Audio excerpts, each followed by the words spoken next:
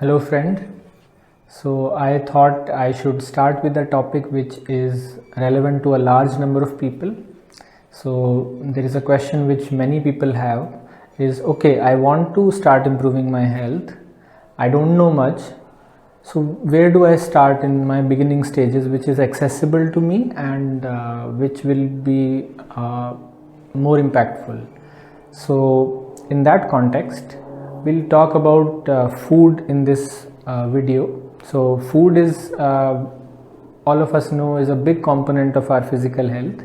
So in that, we will look at some things which we eat daily, because if you look at frequency of foods that we eat, there are some things that we eat occasionally, like once a month. Sometimes we have some things 3 or 4 times a month, and then there are things we eat daily.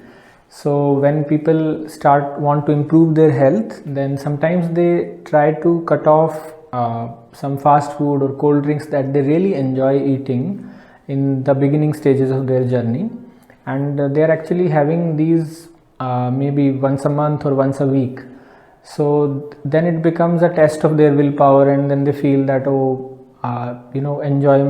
food enjoyment is going out of my life. And I think there is a more effective way to make improvements in beginning stages. That is to look at the things that we eat daily and then find healthier alternatives for the same. So in this video, we'll talk about some things that most of us eat daily, which are harmful for us, and then how to find healthier alternatives for them. So the first on our list is white sugar. So I think most of us will not be surprised to have white sugar on this list. By now, a lot of us know that sugar is harmful to us, but we sometimes don't know just how harmful it is. So there is a lot of modern research on this which has piled up. So in summary, white sugar, it is so processed and it hits our body almost like a drug. And secondly, very harmful chemicals are used in the refining step of production of white sugar. So you just simply need to remove it from your life. Then what are the alternatives? Well, some people think that brown sugar is a healthy alternative. Not really, because brown sugar is basically just white sugar, and they add some molasses to it at the end. So brown sugar is also almost quite as bad. So the alternatives are traditional sugars which have been used for a long time, many centuries. So I'll talk about the ones being used in India. So we have traditional sugar. It's basically raw cane sugar. It's called Khand in North India. In some parts it is called Khandsari. So you can find it with grocers. So that's a very close substitute for sugar. So that's one. And if you cannot find Khandsari, then a slightly less healthy alternative is raw sugar or raw unrefined sugar. Although technically they are different from Khandsari. In India, I have seen many people, what they sell by name of raw unrefined sugar is actually Khandsari. So that is fine. Just make sure that it is not brown sugar, which is made actually from white sugar. And I'll put links to some good products in the video description as well. Second, if you want to go even healthier, then you can use shakkar or jaggery powder. So it's very closely related to jaggery. It has almost same production process, little bit different though. So, and it is very tasty as well. So that's a very nice sweetener. Another one is jaggery. So any 3 of these you can use. Now this was about white sugar. Second on our list is refined oils. So refined oils, as we know them today, they were not in existence around 200 years ago.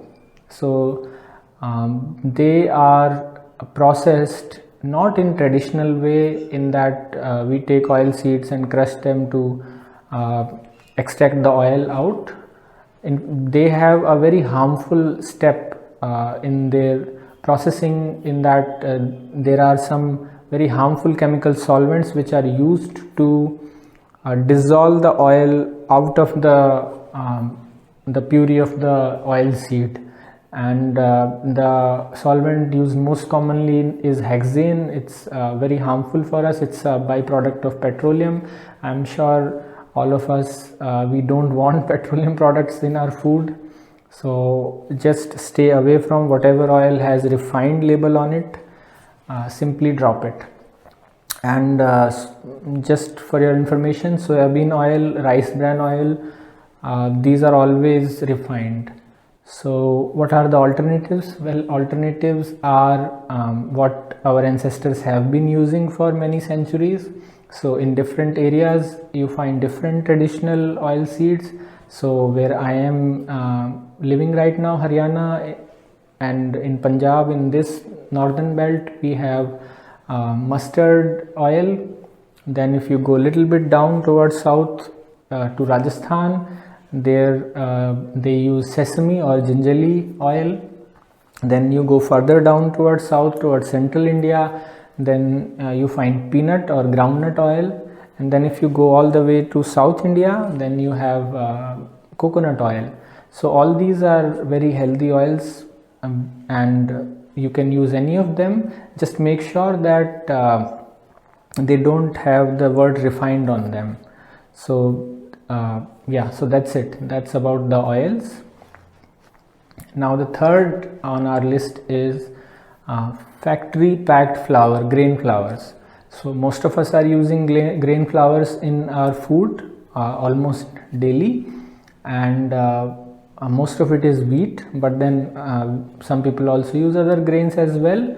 So nowadays you have these big companies which mill the flour in factories, and from the day it is milled to the day it reaches your plate, there is a gap of many months.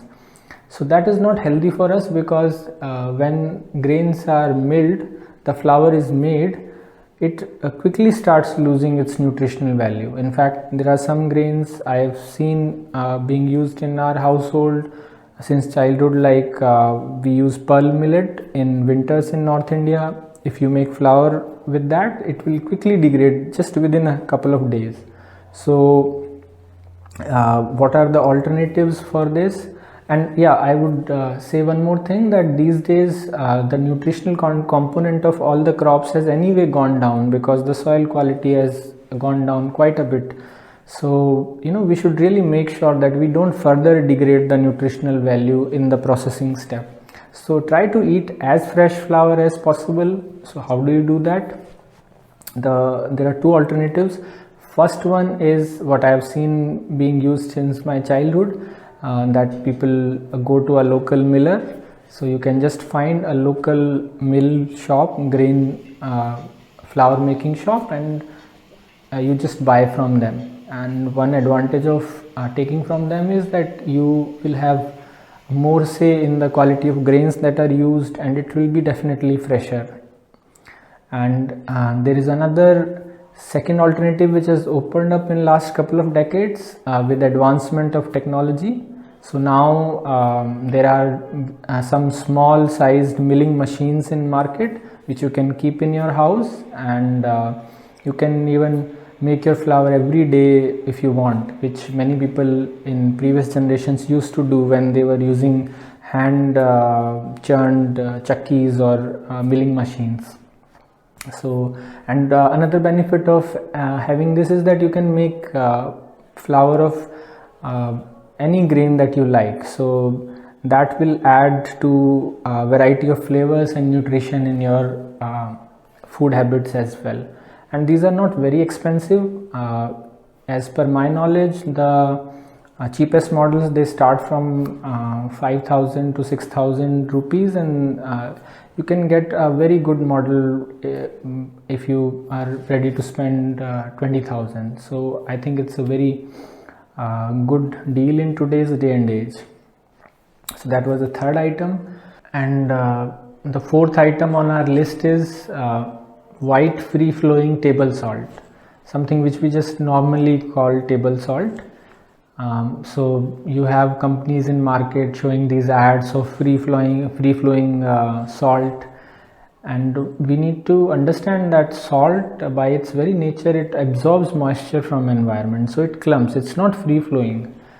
So to make it free flowing, companies add chemicals which are harmful for us. These are called anti-caking agents. So we should really try to avoid them, because we are eating this is something that we eat daily.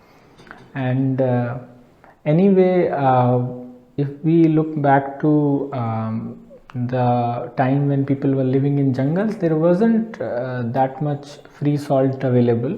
So our bodies were making do with whatever salt we were getting through vegetables and other food sources. So in my understanding, our salt intake has increased. It is increasing generation by generation. So I think most of us need less salt than what we really eat. So it's better to avoid this kind of salt. So what is the alternative? Well, some people, as an alternative, they use rock salt. So rock salt is good, but there are two problems for it. I use it myself, but it's not good to depend on it for all your needs. Why?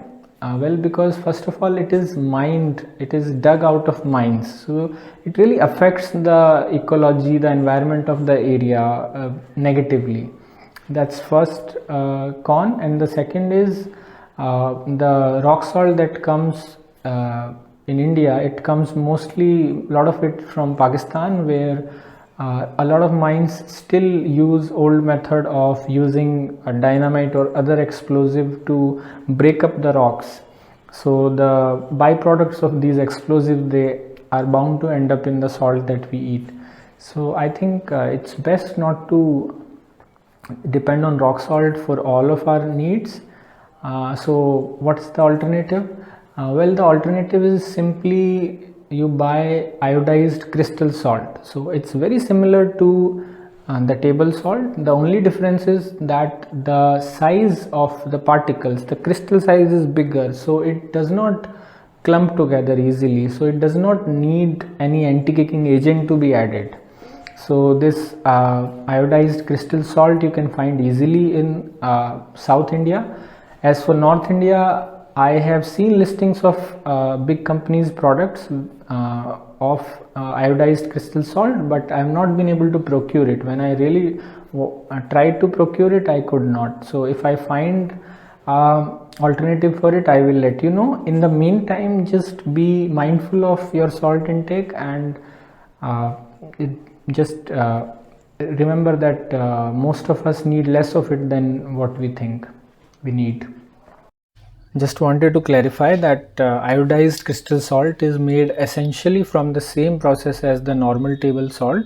The only difference is in its particle size. The crystal size is bigger. It's not a fine powder. That's it. And I will put links to some companies' iodized crystal salts in the video description as well, so you can check them out.